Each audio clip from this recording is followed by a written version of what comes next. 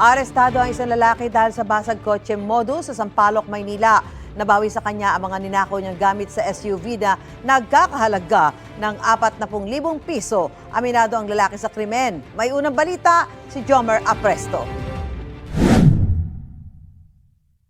Masdan ang lalaking yan na naglalakad sa bahagi ng Mangga Avenue sa Barangay 576 Sampaloc, Maynila nitong Martes ng madaling araw.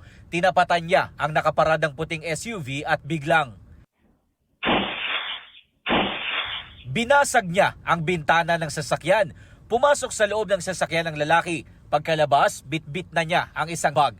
Napagalaman kalaunan na naglalaman ito ng mga gamit na nagkakahalaga ng 40,000 pesos. Ayon sa pulisya, umaga na nang malaman ng may-ari ang nangyari. Sa tulong ng mga CCTV, natunto ng mga pulis ang sospek sa bahagi ng Bohol Street. 2 kilometro ang layo nito kung saan nangyari ang krimen. Wala pang 24 oras, natunto na natin itong sospek. Sinundan natin yung mga dinaanan ng ating sospek at na-find out natin na umuwi lang siya sa kanyang tahanan. Nabawi sa kanya mga gamit ng biktima kabilang ang ilang imported na bag at sapatos. Kinumpis ka rin sa sospek ang motorsiklo ng kanyang asawa na ginamit niyang getaway vehicle.